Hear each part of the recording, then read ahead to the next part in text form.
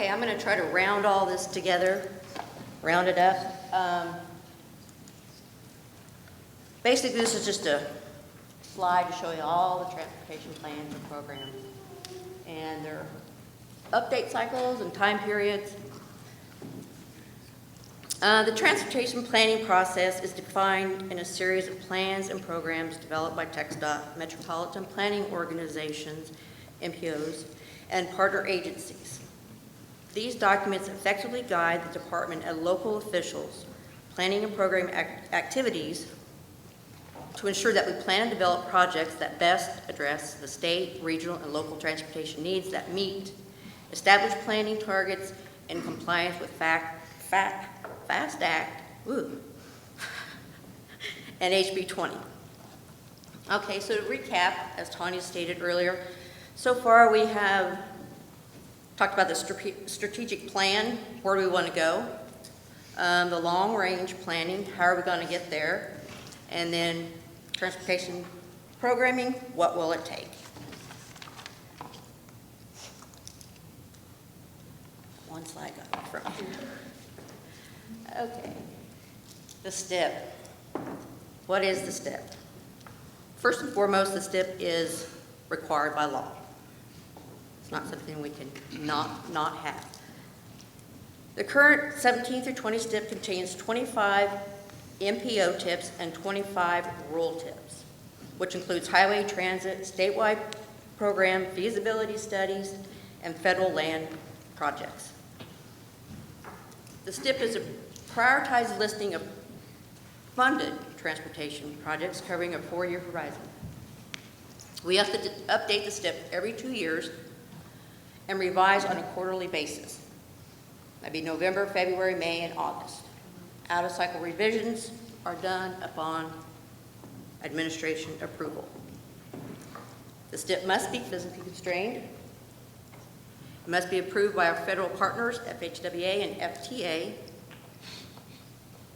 And approval must be granted before projects can proceed from the planning stage to the implementation stage.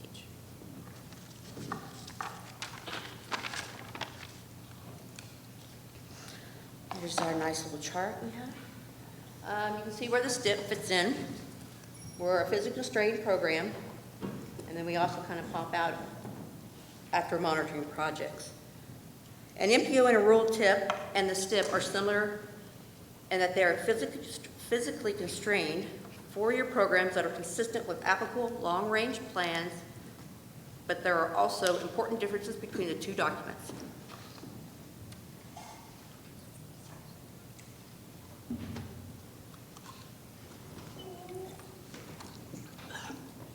The TIP is a standalone document approved by the local level that includes projects within a rural area or an MPO boundary area and does not require federal approval.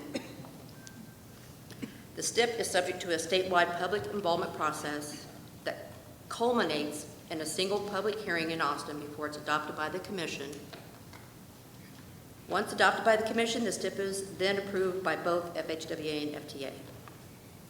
While the initial STIP requires Commission approval and adoption, revisions are approved by administration prior to sending them forward to FHWA and FTA for federal approval. And I can't drive and talk at the same time, so. Federal dollars cannot be expended on a project in this TIP unless the project is listed individually by reference in the STIP. With few exceptions, projects must generally be included in the TIP and STIP in order to advance to construction. Planning targets must be established for both TIPs and STIPs using the projects we plan to let. Oh, let me come in. Just quick on the draw, sorry.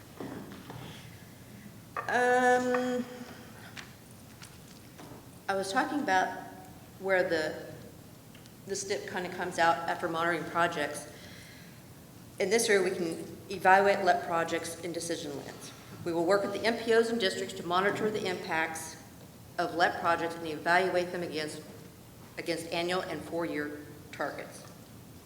And if we're way off, we can correct mid-course since we adopt a new STIP every 2 years.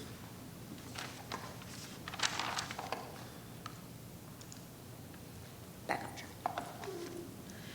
So, Many of the MPOs in district group their projects, which is encouraged.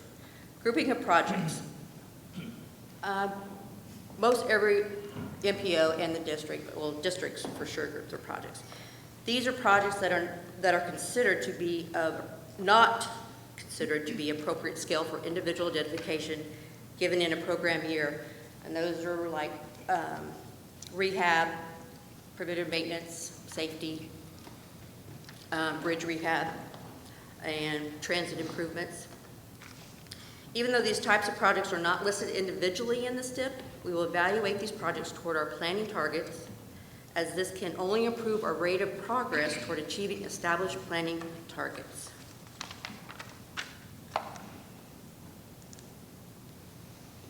Project consistency and federal action. To receive federal action on a project funded with federal dollars, that project is required to be listed in a physically constrained and conforming MTP, RTP, Metropolitan Transportation Plan or the Regional Transportation Plan, and TIP, and be consistently described in those documents and any EA, EIS, if applicable. Some of the federal action that requires this consistency within the MTP and RTP and TIP is a STIP approval, conformity determinations, FPAA approval, which is required to get the reimbursement of project costs with federal funds. In other words, if your project is not consistent in the MTP, RTP, TIP, STIP, your project will not be approved.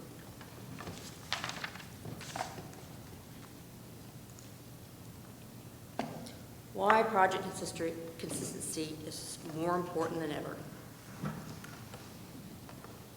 Project development can take years to complete, and as we know, projects evolve over long periods of time, whether it's design, scope, estimate costs, or letting date.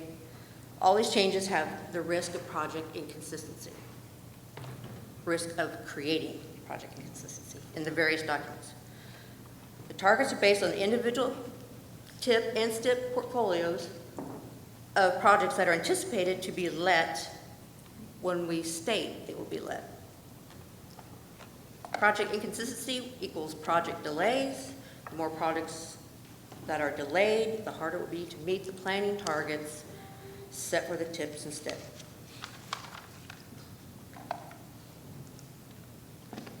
Looking ahead.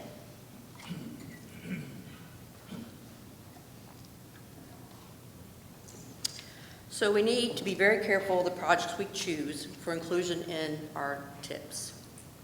If you know a project is unlikely to be ready to be let in a certain year and listed anyway, you will contribute to a planning target that we may not achieve because it doesn't let.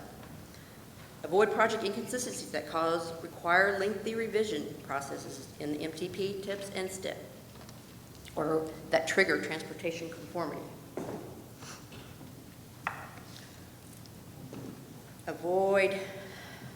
How to avoid project inconsistencies. So how do we do that? These have been touched on earlier. Education and training. Everybody needs a basic understanding of the planning, project development, environmental processes, and how those processes are advanced through federal action. This will encourage teamwork and facilitate better communication between personnel and the various transportation entities. Roles and responsibilities. Clearly defined roles and responsibilities will ensure that when project inconsistencies are discovered, the appropriate personnel can be alerted to take corrective action and avoid project delays. Planning tools.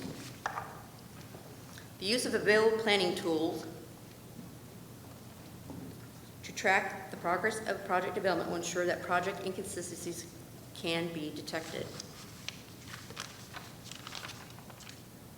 Reported and corrected in consistently and timely manner. Some of these tools are eSTIP, as Robert mentioned, Project Tracker, and financing letting schedules. And finally, communication. Communicating changes to a project of design, scope, estimate project cost, letting date, to OPRs at the time of occurrence will facilitate the timely revision of any plan, program, or document requiring federal action to advance the project.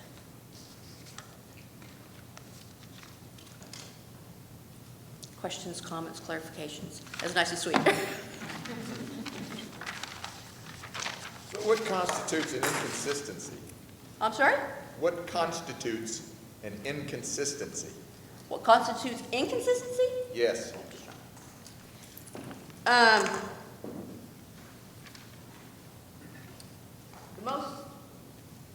The most that I see usually is the limits to and from is not consistent with, like if it's in the STIP, it's not consistent with the environmental document, or it's not consistent with the MTP, the limits are different. That's an inconsistency. Does that make sense? Perfect sense. I see that a lot. It gets to the STIP and it gets held up because of it's usually MTP, STIP, TIP inconsistency, or it could be an environmental document. The limits could be different. Is there somewhere on the TxDOT website where all three of those documents can be seen in one spot so if people can notice immediately where the inconsistencies might be? Not yet. In one spot, in the e-STIP is a place you can go to see what is actually listed in the STIP. How it's listed, limits, everything, funding, and that's what the federal government's going to approve, or the feds, FHWA.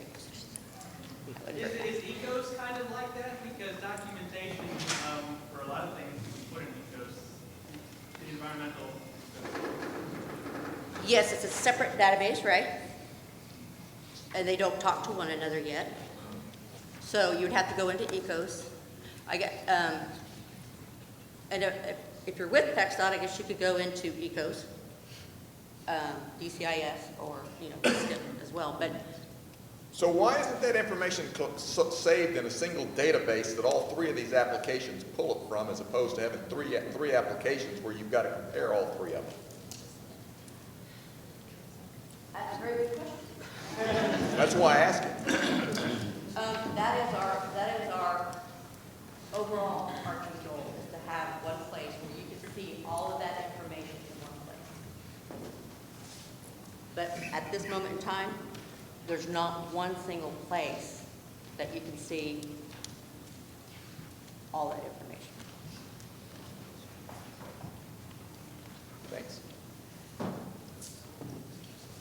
Any other questions? Sorry, I have a question. Oh, no. It's easy one. It's really comments, not even a question. Really, right now with the policy makers and the commission, they're trying to basically streamline project delivery, and they give us initiatives to deliver projects very fast, very quick. But in a metro district, the process takes so long to change limits or scope or funding or these things. And we do want to be seen as a planner, to be like, the people who are delaying project delivery overall. So what do we do? Right now it looks like the UTP is going to be updated just once a year or like this. But the TIP and the STIP is going to be done like 4 cycles a year.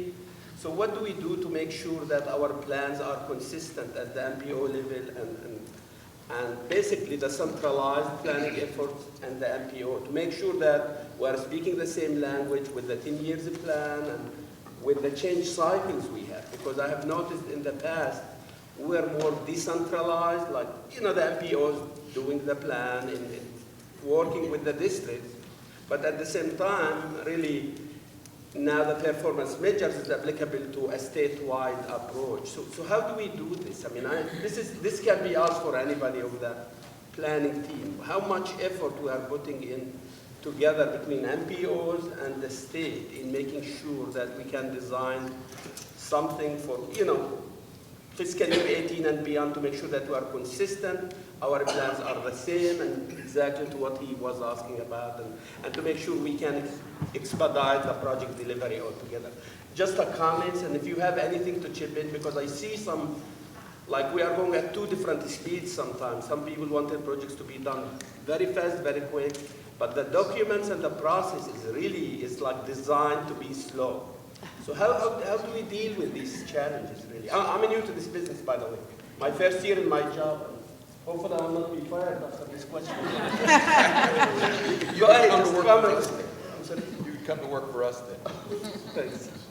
So this is just, if you have any comments, any feedback. I know because we have a little bit of time, so you can help me with this a little bit. Right.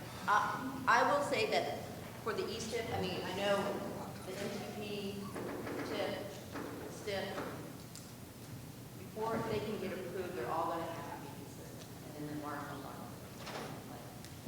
The E-STIP, when that was actually built, created, we built business rules in the E-STIP. Now, this is also going to be predicated on whether they use DCIs for information, which most of the MPOs do not. But we do let out of DCI still. I mean, it's still the database that we use to let. But as far as the E-STIP, it'll send emails if the funding goes over 50% rule, federal 50% rule, or if the limits change in any way, and sometimes it's a minor change, but it actually allows them to know something's going on with your project. Things are being changed, so you might want to look at it. So you don't get to fiscal year where your project's going to let and say, oh, I have to go through a revision because now my federal funding's up over 50% or the limits changed. But as far as environmental, I think it's just being very diligent and watching your project. But I agree with this gentleman that we need more plans to look at all that. I'd like to add from the EP's perspective, one of the reasons we're trying to simplify the process and get away from the revisions is it's a planning document. It should remain a planning document. Everything that goes on beyond that, or whether it changes funding over the 50% threshold, those are, aside from what's in the plan or in the program, correct? We shouldn't tie it down so much that you have to make a revision every time there's a change in the STIP, or vice versa even, right? Making it a broad document, a good planning document will kind of alleviate a lot of that thing, and to give the district more of an opportunity and flexibility to program the right project without, the limitation of where it's at in terms of a STIP or even from a lending standpoint, right? We should have the project in the funnel to be able to move forward. If something happens to that project from another perspective, like the STIP, then you should have enough flexibility within that, program to move another project into place. So we're trying to create flexibility and allow for better opportunity to let the project or let the funding that we need. One of the reasons why I asked that question is the MPOs are working on 10 years plan now as we speak. And very much their 10 years plan going to be consistent with the TIP at the local level because it's required by public involvement. They have really to update their 10 years plan moving forward. They don't have one today, but when they have their 10 years plan. So if we are updating our plan once a year, they probably will be updating their plan maybe for a year.